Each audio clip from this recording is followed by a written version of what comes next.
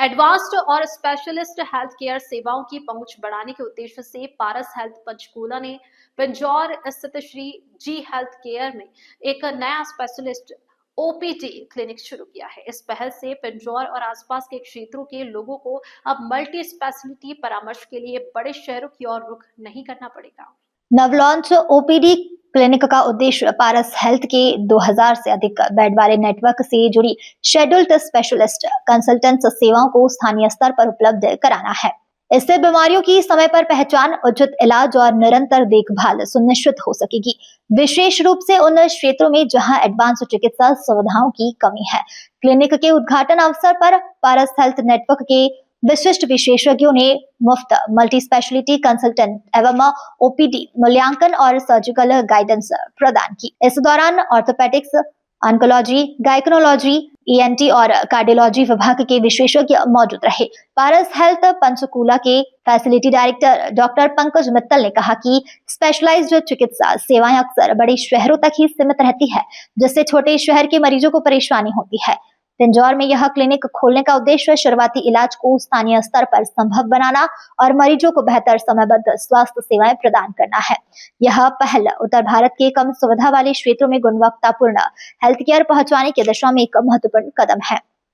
जो इसकी cost actual है हम लोग समझ ही नहीं पाए हैं आज तक। जैसे किसी को गर्भाशय का कैंसर है, यूट्रस का कैंसर है, अगर वो नॉर्मल आप जैसे बता रहे हैं सरकारी हॉस्पिटल में जाते हैं तो ओपन सर्जरी होती है, हमारे यहाँ रोबोटिक टेक्निक अवेलेबल है। तो अगर वो सरकारी हॉस्पिटल में भी जाते हैं, दवाइयों का और सब चीज़ों का मिला के 1 से 1.5 लाख रुपया खर्चा लगभग आता है। अगर हम रोबोटिक सर्जरी करते हैं तो जो ओरिजिनल ओपन सर्जरी का खर्चा है उससे लगभग 1 से 1.5 लाख खर्चा एक्स्ट्रा आता है। अब आप कहोगे जी अगर एक सर्जरी में 1.5 लाख एक्स्ट्रा खर्चा आता है तो वो सर्जरी हम क्यों कराएं?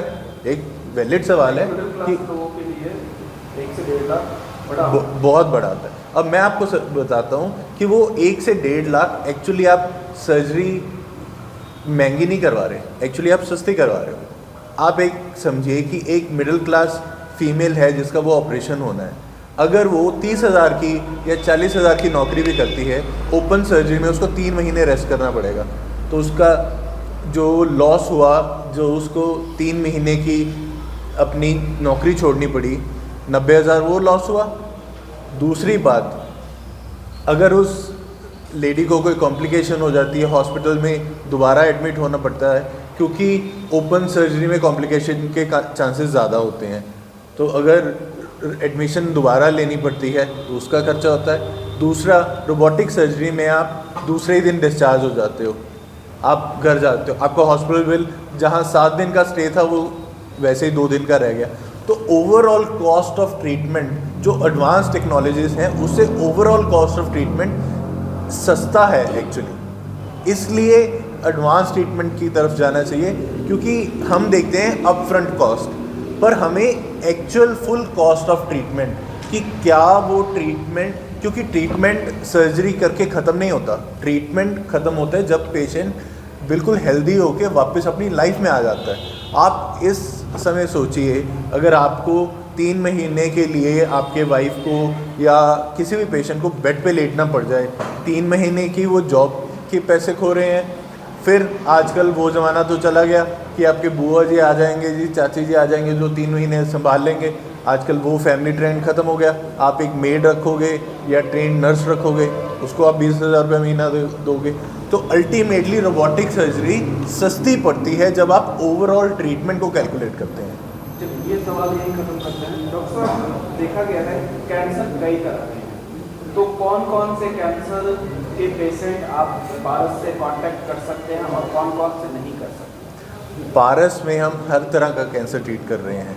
हमारे पारस में इनफैक्ट सब स्पेशलिटीज़ बनाई गई हैं कि जैसे ऑर्थो है तो हमारे पास ऑर्थो कैंसर के स्पेशल डॉक्टर्स हैं, रोबोटिक सर्जरीज में मैं लीड कर रहा हूँ। हमारे पास एक पूरी टीम है कि अगर कोई कैंसर का पेशेंट आता है तो ये नहीं है कि उसको इस वजह से कहीं और जाना पड़ेगा क्योंकि वो सुविधा नहीं अवेलेबल थी।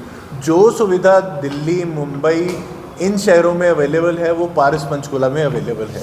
ये भी सवाल को कम करते हैं, लास्ट आखिरी सवाल है कि हमने सुनने को हमें मिलता है कि ये लास्ट स्टेज कैंसर है, तो क्या वो भी पेशेंट पारस से कांटेक्ट कर सकते हैं?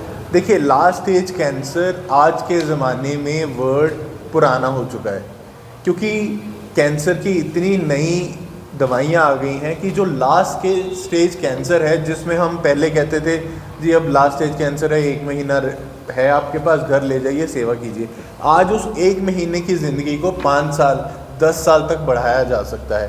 तो और वो सारे ट्रीटमेंट पारस में अवेलेबल हैं।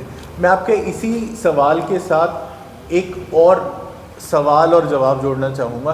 पिंजौर में हम ओपीडी क्यों शुरू कर रहे हैं? वो इसलिए शुरू कर रहे हैं कि हम लास्ट स्टेज की बजाय फर्स्ट स्टेज में ही कैंसर पकड़ सकें। जैसे ब्रेस्ट कैंसर है, अगर फर्स्ट स्टेज या सेकंड स्टेज में उसका ऑपरेट कर दिया जाता है तो उसका सर्वाइवल रेट 98 to 99% है। तो ये कोशिश है हमारी पिंजौर में ओपीडी शुरू करके कि हम फर्स्ट सेकंड स्टेज में अर्ली डिटेक्शन कर सकें। आपने पारस सर्विसेज दी हैं, आप अपने लेवल पे लोकली हम एक अवेयरनेस कैसे पब्लिक में करेंगे ताकि उनको लगे कि हाँ हमें पंचकूला जाने के लिए पिंजौर में हम लोगों को याद रखना जी। बेसिकली आप किसी भी हॉस्पिटल जाते हैं तो क्या सोच के जाते हैं? एक जनरल क्वेश्चन आप लोगों को कहते हैं, अगर किसी हॉस्पिटल में जाते हैं तो क्या सोच के जाते हैं कि आपका ट्रीटमेंट जल्दी हो जाए, आपकी बीमारी पकड़ में आ जाए, ठीक है? तो दूर जाना और घर के पास में आपको 24 घंटे में अगर कोई फैसिलिटी मिल रही है, आप कहाँ जाना पसंद करें? सर का कहना है सर कि मल्टीपल अवेयरनेस कैसे करेंगे? उसमें पहली चीज़ हम लोग जगह जगह कैंप लगाने की बात कर रहे हैं, पहली चीज़। दूसरा, मास मीडिया जो आजकल सब बच्चे यूज़ करते हैं, टेलीफोन, फेसबुक, इंस्टाग्राम, उस पे एजुकेशनल पोस्ट डाले जाएंगे। स्कूल्स में अवेयरनेस कैंप्स किए जाएंगे, जैसे मैंने पहले किया भी था, तो अकाल जो स्कूल में हम लोगों ने पहले किया, नोबल स्कूल में किया। सो वहाँ पर अवेयरनेस के लिए बच्चों को ही सिखाया जाएगा कि ये चीज़ें अगर आप जल्दी पकड़ लेते हैं तो आप डेफिनेटली कहते हैं आप जो भी आपके नियरेस्ट डॉक्टर हैं उनसे विजिट करके कंसल्ट करें और वहाँ पर जो भी फाइंडिंग आती है उसके अकॉर्डिंग अपना ट्रीटमेंट लें, ठीक है? तो अगर हम बच्चों को एजुकेट कर रहे हैं, बूढ़ों को एजुकेट कर रहे हैं जो हमारे सीनियर सेक्शन सोसाइटी के हैं, तो डेफिनेटली कहते हैं आई थिंक हम लोग ओवरऑल फैमिली को कवर करना शुरू कर देंगे, ठीक है? और बाकी कैंप्स रहेंगे, कैंप्स में आप अपने जितने भी फर्स्ट ऑफ ऑल आप सबको मेरे नमस्कार। और जैसे मैंने पहले भी आप लोगों को एड्रेस किया था, मेरा विज़न था कि इस एरिया में ऐसी एडवांस सर्विसेज लाई जाएँ, ऐसे एडवांस डॉक्टर्स, एक्सपीरियंस डॉक्टर्स लाए जाएँ जिससे कि यहाँ के लोगों को बाहर नहीं जाना पड़े, और डोर स्टेप्स पे जब आपको फैसिलिटी मिलती है उसका फ़ायदा उठाएं और अपने बीमारी को बहुत जल्दी डायग्नोस करवाएं और टाइमली ट्रीटमेंट स्टार्ट करें। तो इस एरिया में जैसे अच्छे डॉक्टर्स की कमी रही है शुरू से, और ट्रेंड क्या रहा है कि लोग छोटे डॉक्टर्स से या फिर केमिस्ट से दवाई ले लेते हैं और जब तक उनकी बीमारियां बढ़ जाती हैं फिर जाके वो बड़े हॉस्पिटल में दिखाते हैं, जहाँ पर जैसे सभी सर ने पहले बात की कि कैंसर एक बहुत बड़ी बीमारी है और हमें 3rd स्टेज या 4th स्टेज में ही जाके पता लगता है। ऑर्थोपेडिक्स में भी सेम कि टीयर हो गया, मसल टीयर हो गया, उसको लेकर घूम रहे हैं, 2-2, 3-3 महीने लेकर घूम रहे हैं, ट्रीटमेंट नहीं करा रहे हैं, पेन किलर्स खा रहे हैं, उसको कोई फ़ायदा नहीं हो रहा, अल्टीमेटली नुकसान हो रहा है। तो पहले उसको डायग्नोज करें अच्छे से और फिर ट्रीटमेंट कराएं। तो ये आई थिंक मेंटालिटी जो हमारे एरिया में लोगों की है उसको बदलना मेरा मकसद था कि आप टाइमली डायग्नोज करके ट्रीटमेंट स्टार्ट कराओ जिससे कि दवाइयाँ कम से कम लगें, लेकिन हमारे यहाँ पर उल्टा ही चलता है शायद से।